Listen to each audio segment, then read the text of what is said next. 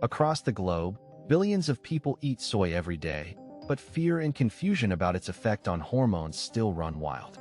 Some folks swear soy cured their hot flashes. Others worry a few tofu stir-fries will wreck testosterone or mess with the thyroid. Which is true. Here's the promise. First, they'll cut through the noise and give you a clear, simple guide so you can decide if soy belongs on your plate, with real-life examples and easy steps to try this week. Quick reality check. Soy contains plant compounds that act a little like estrogen, but they're much weaker than your body's hormones. That's why some women report fewer hot flashes when they eat soy regularly, while men who eat soy don't show the hormone crashes the rumors claim. But there are important differences between whole foods like edamame, tofu, and tempeh versus heavily processed soy products and protein isolates, and those differences matter for your health. Practical moves you can use right now. Favor whole or fermented soy, tofu, tempeh, edamame. Limit processed soy protein in bars and fake meats. Aim for about 1 to 2 servings a day if you're curious, and talk with your doctor if you have thyroid issues or are feeding a baby soy formula. Stick around. First, I'll show the science in plain English, share real success stories, and give 3 simple swaps you can try this week to see how your body responds. 1. Common myths and fears about soy and hormones. 2. How isoflavones actually work in a woman's body. 3. Proven benefits for menopause and heart health. 4. Real risks and who should be cautious. 5. Safe ways to include soy in daily diet. 6. Final verdict and simple recommendations. Many people worry that eating soy will throw hormones out of balance, cause breast cancer, or turn men and women into caricatures of the opposite sex. These fears come from the fact that soy contains plant compounds that resemble estrogen, but the headline is misleading. Clinical studies and large reviews have not shown that typical dietary amounts of soy increase breast cancer risk. In fact, some research links regular soy food consumption with lower risk in Asian populations, and trials in breast cancer survivors generally do not show harm from normal dietary soy. The thyroid concern is rooted in lab data. In real life, soy foods don't cause hypothyroidism in people with adequate iodine intake, though they can interfere with absorption of synthetic thyroid hormone if taken at the same time as the medication. Understanding how isoflavones behave clears up much of the confusion. Isoflavones are weak phytoestrogens that can bind to estrogen receptors but act differently from the body's own estrogen.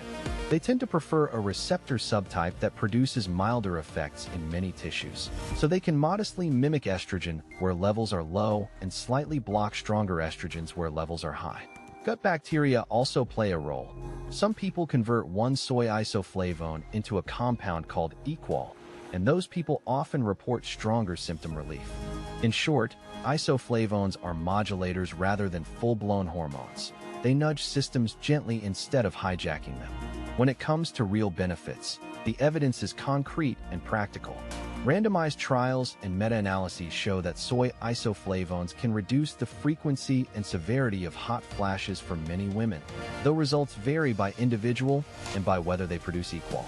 For heart health, replacing animal protein or saturated fat-rich foods with soy protein has been shown to lower LDL cholesterol modestly in many studies, which is a meaningful change for cardiovascular risk when part of an overall healthy diet. Some women also report improved bone markers and better quality of life during menopause with regular soy foods, though bone benefits are less consistent than the relief from hot flashes and the lipid improvements. There are real risks for specific people, and they deserve attention. True soy allergy is uncommon but can be serious. Anyone with an allergic reaction history should avoid soy. People taking levothyroxine should avoid consuming soy and thyroid medication at the same time and should speak with their clinician about timing. High-dose isoflavone supplements are not well studied and should be approached cautiously. Most safety data support food-based soy, not concentrated pills. Those with complex medical histories, especially on multiple hormone-related therapies, should check with their healthcare provider before making big changes. Lastly, infants on soy formula have different nutritional contexts. Decisions there are best made with pediatric guidance. Practical, safe ways to add soy are easy and tasty.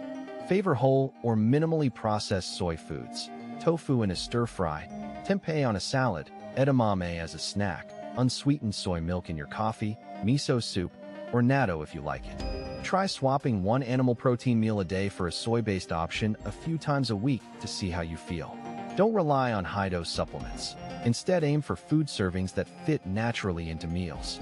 If you take thyroid medication, space it several hours apart from soy foods. Fermented soy foods can be gentler on digestion for some people, but both fermented and unfermented types provide isoflavones and are acceptable choices. Try a small experiment.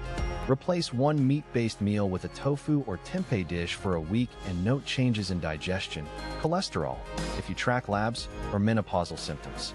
For most women, moderate daily soy as whole foods is safe and can offer modest benefits for hot flashes and heart health. Consult your clinician if you have a soy allergy, thyroid disease, or are on complex hormone therapies, and avoid concentrated isoflavone supplements unless advised. Start simple, choose whole foods, and use soy as one useful tool among many for healthier eating. Worried you'll disrupt your hormones every time you eat tofu? You're not alone. Confusion and fear around soy have stopped plenty of people from trying something that could actually help them. The good news: the real problem isn't soy itself, but mixed messages and extremes. The solution is simple and practical. Focus on whole, minimally processed soy in reasonable amounts, and treat highly processed soy like any other ultra-processed food. Real-life studies show people who eat regular servings of traditional soy foods, like tofu, tempeh, miso, and edamame, usually do fine hormonally, and some populations even show lower rates of certain cancers and healthier menopausal symptoms. Here's the detail without the jargon. Soy contains plant compounds called isoflavones that can act like a very weak estrogen in the body. That doesn't mean it overwhelms your hormones. It's more like a gentle nudge. Large human studies don't support the idea that normal soy intake feminizes men or raises breast cancer risk. One caution: if you have thyroid disease or take thyroid medication, check with your doctor because extremely high soy consumption and low iodine can interact in some cases. Practical ways to add soy that won't derail your hormones. Swap half the meat in a stir-fry for tofu, snack on steamed edamame. Use tempeh in tacos, or stir miso into a soup.